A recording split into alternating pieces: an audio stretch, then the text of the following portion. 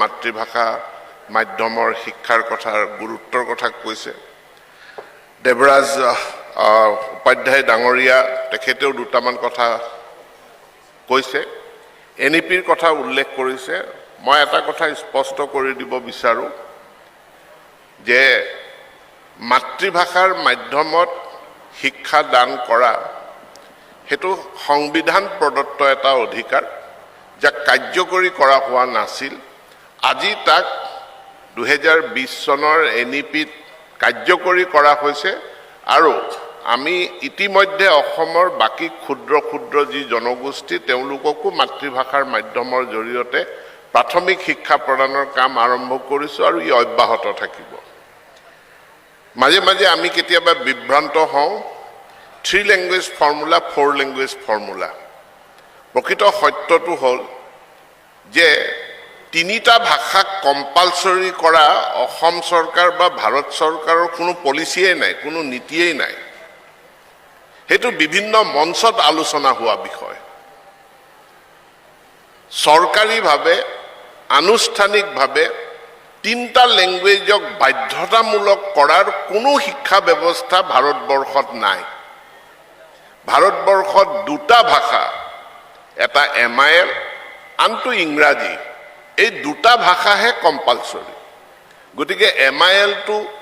ছাত্ৰ ছাত্ৰীয়ে যাৰ যি এমআইএল চুজ কৰে বাছনি কৰি লয় সেই ভাষাটো পঢ়িব লাগে উপৰঞ্চি তেওঁ ইংৰাজী ভাষাটো বাধ্যতামূলক হিচাপে পঢ়িব লাগে তৃতীয় এটা ভাষা অপচনেল সাবজেক্ট তাক ঐচ্ছিক বিষয় হিচাপে 6, 7, 8 আপাৰ প্ৰাইমেৰী তৃতীয় এটা ভাষা ছাত্ৰ ছাত্ৰীক পঢ়িবলৈ অপচন হিচাপে দিয়া যায় হেতু কোনোবাই নিজৰ ছাত্ৰ ছাত্ৰীয়ে নিজে নিজৰ ইচ্ছামতে কোনোবাই অসমীয়া ল'ব পাৰে কোনোবাই সংস্কৃত লয় কোনোবাই পাৰ্চী লয় কোনোবাই আৰবিক লয় ছাত্ৰ ছাত্ৰীয়ে নিজে সেই তৃতীয় বিষয়টো নিজে বাছনি কৰি ল'ব পাৰে তাত বাধ্যতামূলকৰ কোনো কথা নাই আজি বড়ো মিডিয়ামৰ ছাত্ৰ ছাত্ৰীয়ে হিন্দীও পঢ়িব পাৰে অসমীয়াও পঢ়িব পাৰে বেংগলীও পঢ়িব পাৰে সংস্কৃতও পঢ়িব পাৰে ই সম্পূৰ্ণৰূপে নিৰ্ভৰ কৰে ছাত্ৰ ছাত্ৰীজনৰ তেওঁৰ ইচ্ছাৰ ওপৰত যেতিয়া মাধ্যমিক পৰ্যায় পায় 9, 10, 11, 12 তাত থাৰ্ড ল্যাঙ্গুৱেজৰ কনসেপ্ট নাই ফোৰ্থ ল্যাঙ্গুৱেজৰো কনসেপ্ট নাই তাত এটা কনসেপ্ট আছে ইলেক্টিভ সাবজেক্ট ইলেক্টিভ সাবজেক্টটো ইলেক্ট্ৰনিক্সও হ'ব পাৰে এই বছৰৰ পৰা মই ফুটবল আৰম্ভ কৰিব দিছো যে এটা ঐচ্ছিক বিষয় ফুটবল হ'ব পাৰে বা হেতু আৰ্টিফিশিয়াল ইন্টেলিজেন্স হ'ব পাৰে হেতু এগ্ৰিকালচাৰ হ'ব পাৰে বা হেতু এটা ভাষাও হ'ব পাৰে যে মই উপৰঞ্চি ভাবে ইলেক্টিভ সাবজেক্ট হিচাপে মই বড়ো ভাষা পঢ়িম ইলেক্টিভ সাবজেক্ট হিচাপে মই গাৰো ভাষা পঢ়িম ইলেক্টিভ সাবজেক্ট হিচাপে মই হিন্দী ভাষা পঢ়িম তো তাত আমাৰ প্ৰায় 80টা বিষয় আছে তো ভাষাটোকো এটা ইলেক্টিভ সাবজেক্ট হিচাপে 9, 10, 11, 12 অৰ্থাৎ যেটো সেকেন্ডাৰী পৰ্যায় সেই সেকেন্ডাৰী পৰ্যায়ত তাক প্ৰৱৰ্তন কৰিব লাগে আজি খন্তেক আগত 10 বজাত মাননীয় প্ৰধানমন্ত্ৰী নৰেন্দ্ৰ মোদীয়ে পৰীক্ষা পে চৰ্চা এটা অনুষ্ঠান কৰিছিল তাত আমি কৰি থকা কিছুমান কাম বা বৰ্তমানৰ এনইপিৰ যেটো দিক নিৰ্দেশনাৰ কথা উল্লেখ কৰা হৈছে যে পূৰ্বৰ আমাৰ শিক্ষা ব্যৱস্থা আছিল এটা কেৱল নলেজ বেসড পৰীক্ষা কেইখনমান কিতাপ দিয়া হয় কিতাপখন পঢ়ি তাৰ বিষয়সমূহ পঢ়িব লাগে মুখস্থ কৰিব লাগে তাৰ ওপৰত পৰীক্ষা হ'ব পৰীক্ষাৰ ফলাফল লৈ আপুনি ফাৰ্স্ট ডিভিজন সেকেন্ড ডিভিজন 80% 70% কথা বতৰাবিলাক আহে কিন্তু এতিয়া 21st century এই 21st century কেৱল এই নলেজ বেসড বা যাক আমি তথ্য বুলি ক'ব পাৰো যে ইনফৰমেশন বেসড এই শিক্ষাই আমাৰ এমপ্লয়েবিলিটিৰ কাৰণে বা আমাৰ গুণগত মানৰ ক্ষেত্ৰত হি যথেষ্ট নহয়, তাৰ লগত সংযোজিত কৰা হৈছে স্কিল বা দক্ষতা। এতিয়া স্কিল বা দক্ষতা বুলি যেতিয়া আমি কওঁ, ইয়াক লৈও বহুত মানুহৰ ভুল ধাৰণা আছে। বহুত মানুহে ভাবে যে যিসকল ছাত্ৰীয়ে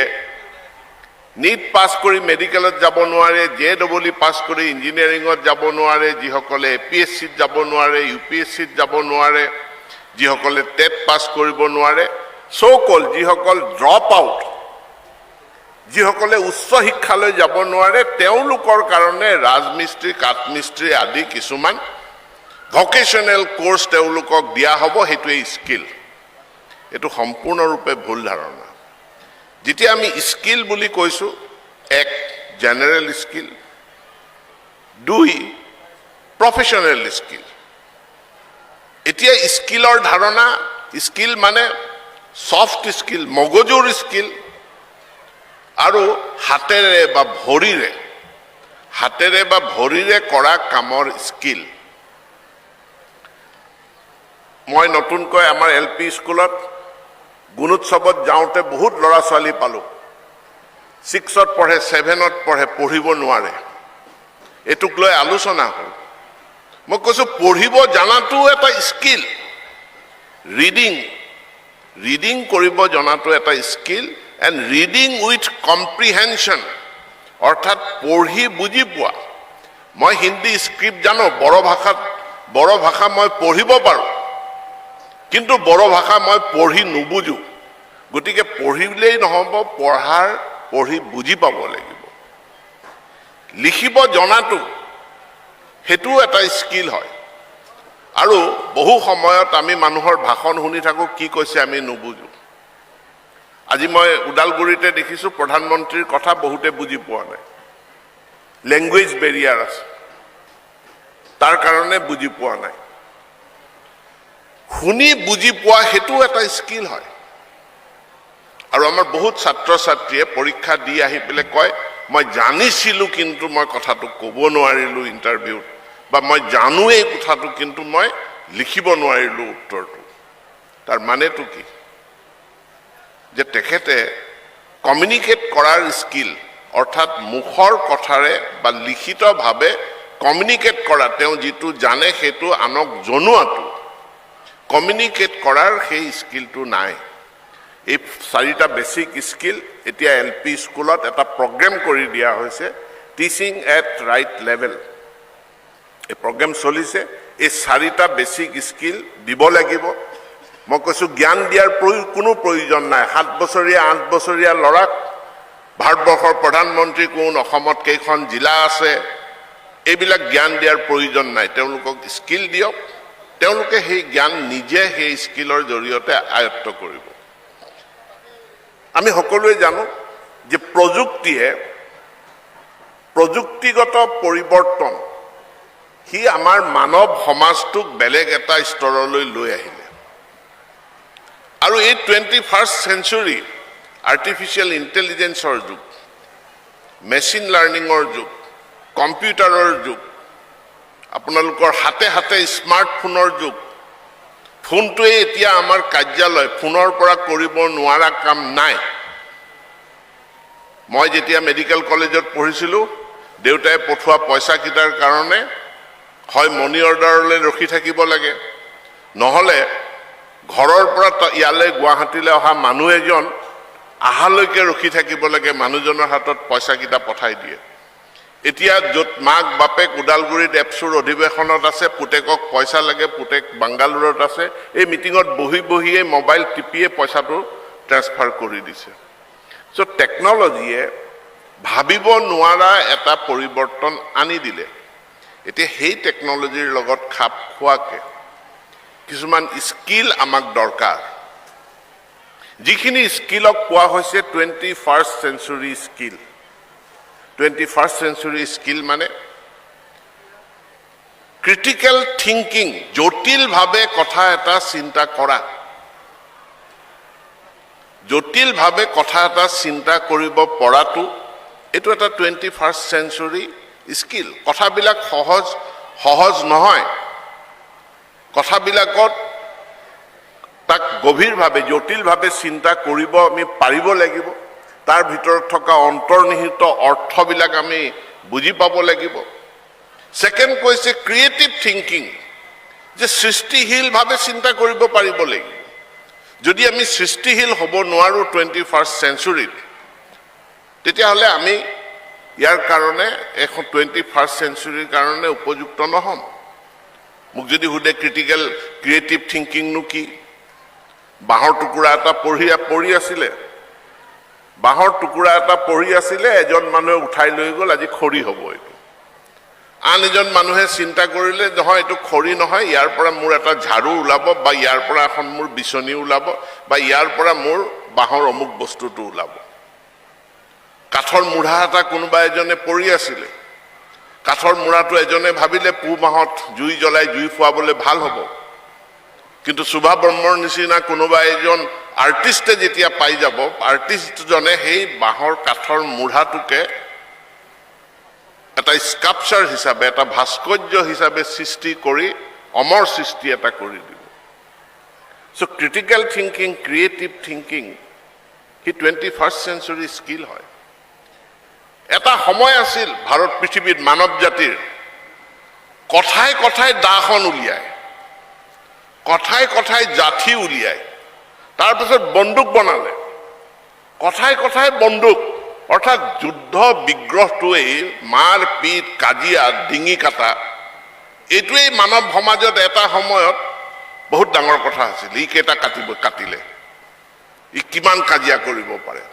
সেই যুগটো খতম হ'ল এতিয়া যুগটো আহিছে কোলাবৰেশ্যনৰ যুগ সহযোগিতাৰ যুগ আৰু সকলো ঠাইত আজিকালি আমি কোলাবৰেশ্যনৰ কথা শুনো কোলাবৰেশ্যন কৰিব জানাটো সহযোগিতাৰে কাম কৰিব জনাটো it is a 21st century skill communication আপুনি কথাখিনি জানিলে নহ'ব আপুনি জনাব পাৰিব লাগিব আপুনি বেলেগৰ কথা বুজি পাব লাগিব এই মানুহৰ লগত মানুহৰ যিটো সম্পৰ্কৰ কমিউনিকেশ্যন য'ত টেকনলজিয়ে বহুত গুৰুত্বপূৰ্ণ ভূমিকা পালন কৰিছে ইট ইজ এ স্কিল এইটো এটা স্কিল হয় আমি যেতিয়া চিঠি লিখিছিলোঁ আগতে আমি যেতিয়া চিঠি লিখিছিলোঁ চিঠিৰ লাষ্টত লিখোঁ ইটি তোমাৰ মৰমৰ বা ইটি আপোনাৰ ভৱতীয় ৰণুজ পেগু কিন্তু এতিয়া হোৱাটছএপৰ যুগ আহিলে হোৱাটছএপত অকল দুটা লাইন দেখুৱায় প্ৰথম আৰু দুটা লাইনত যদি প্ৰতি শিক্ষামন্ত্ৰী ৰণুজ পেগু লিখে তেতিয়াহ'লেতো মই এইটো দেখিম কাৰ মেছেজ আহিছে মোৰতো একো কাৰ মেছেজ আহিছে নাম্বাৰটো ছেভ নাই মই গম নাপাম গতিকে হোৱাটছএপত মেছেজ কৰাৰ আৰ্থ হ'ল যে মই দীপেন বড়োৱে কৈছোঁ আই এম দীপেন বড়ো আগত চিঠিৰ যুগত একেবাৰে তলত লিখিছিল এতিয়া 21st centuryত প্ৰথম লিখিব আপুনি যে মই অমুকে কৈছোঁ তেতিয়াহ'লেহে ৰিচিভ কৰা মানুহজনে মেছেজটো নুখোলাকৈ গম পাব কাৰ পৰা মেছেজটো আহিছে নাম্বাৰটো ছেভ নাথাকিলেও গম পাব কাৰ পৰা মেছেজটো আহিছে this is a 21st century skill আমি জানিব লাগিব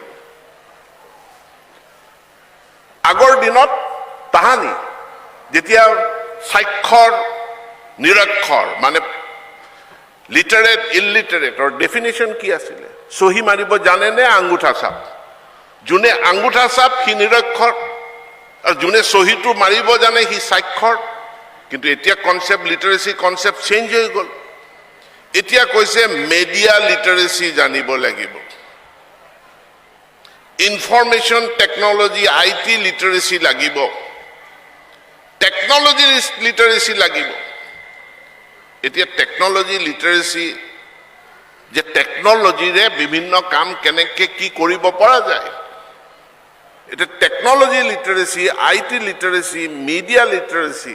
these are 21st century skill সকলোৱে জানিব লাগিব এটা ৰীল বনাব জানিলে আপুনি ফেচবুক নাজানে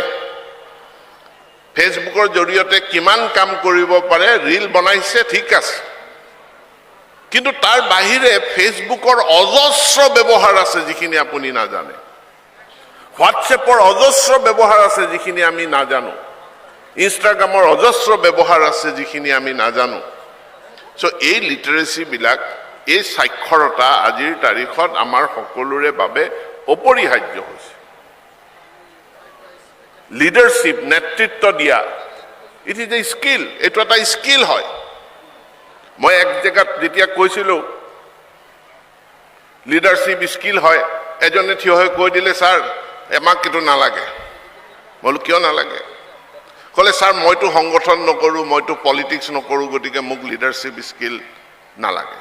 তেতিয়া মই উল্টাই সুধিলো বাবা বিয়া পাতিলা নাই কৈছে নাই পতা বলো পাতিবা নাপাতা কৈছে পাতিম কিয় নাপাতিম বলো ল'ৰা ছোৱালী হ'ব নহয় তে হাঁহি পেলাই কৈছে হ'ব লাগে মই যেতিয়া বিয়া পাতিবা সংসাৰ কৰিবা ঘৰ এটা বনাবা নবনাবা কৈছে ঘৰটো বনাব লাগিব ঘৰটো আৰচিচি হ'ব নে তিন পাতৰ হ'ব কোনে ল'ব সিদ্ধান্ত তুমি সিদ্ধান্ত ল'বা নে তোমাৰ ওয়াইফে সিদ্ধান্ত ল'ব ল'ৰা ছোৱালী বড় মিডিয়ামত পঢ়িব নে অসমীয়া মিডিয়ামত পঢ়িব নে ইংৰাজী মিডিয়ামত পঢ়িব এই সিদ্ধান্তটো তুমি ল'বা নে তোমাৰ ওয়াইফে ল'ব নে তোমাৰ ল'ৰা ছোৱালীয়ে ল'ব ফ্যামিলি এটাকো লিডাৰশ্বিপৰ প্ৰয়োজন যি ফ্যামিলিৰ লিডাৰশ্বিপ ভাল সেই ফ্যামিলি আগবাঢ়ে স্কুল এখনৰ হেডমাস্টাৰ এজন স্কুলখনৰ লিডাৰ বহুত স্কুলৰ এনৰোলমেন্ট কমি গৈছে কিয় কমি যায় লিডাৰশ্বিপ বেয়া কাৰণে কমি যায় বহু স্কুলৰ ভাঙা চিঙা ঘৰ তথাপিতো ল'ৰা ছোৱালী তাতে পঢ়িব আহে কিয় সেই স্কুলৰ হেডমাস্টাৰৰ লিডাৰশ্বিপ ভাল সো ফ্যামিলি এটাক নেতৃত্ব দিয়াৰ পৰা আৰম্ভ কৰি ৰাষ্ট্ৰ এখনক নেতৃত্ব দিয়ালৈকে আমি সকলোৱে কোনোবা নহয় কোনোবা এটা লিডাৰশ্বিপ পজিশনত থাকো আৰু এই লিডাৰশ্বিপ কি বস্তু এটা স্কিল হয় তাক আমি এই 21st সেঞ্চুৰীত জনাটো দৰকাৰ আমাক সৃজনীশীলতাৰ দৰকাৰ ক্ৰিয়েটিভিটিৰ দৰকাৰ গতিকে এতিয়াৰ ষ্টুডেণ্ট মই সকলোবিলাক আমাৰ শিক্ষা ব্যৱস্থাত সকলো ভিচিলৈ চিঠি লিখিছো কলেজবিলাকক দিছো যে পাঠ্যপুথি যি আছে পঢ়িব কিন্তু তাৰ লগত এই জেনাৰেল স্কিলখিনি দিব এই জেনাৰেল স্কিল দিয়াৰ পাছত আহিব প্ৰফেশনেল স্কিলৰ কথা আৰু প্ৰফেশনেল স্কিলৰ কাৰণে বিশেষ কোৰ্স কৰিব লাগিব so 21st century skill social skill life skill যেটো আজি প্ৰধানমন্ত্ৰীয়ে চৰ্চা কৰিছে life skill social skill 21st century skill these are general skill সকলোকে দৰকাৰ ইয়াৰ পাছত আহিব নিৰ্দিষ্টভাৱে প্ৰফেশনেল স্কিল দেৱৰাজ উপাধ্যায় ডাঙৰীয়াই কৈছে ক্লাছ 9তে 4টা ওয়াৰ্কশ্বপ হ'ব লাগে মই নিশ্চিতভাৱে কৰাম আমি কৰিয়ে আছো আমি কেৰিয়াৰ কাউন্সেলিং কৰিয়ে আছো অনলাইন কেৰিয়াৰ কাউন্সেলিং কৰো মই এই বছৰ আপোনাক জনাবলৈ পাই সুখী হ'ম যে অহা 31 মাৰ্চৰ ভিতৰত অসমৰ 4337 সেকেন্ডাৰী স্কুলৰ প্ৰত্যেকখন স্কুলত অসমত স্মাৰ্ট ক্লাছৰুম আমাৰ কমপ্লিট হৈ যাব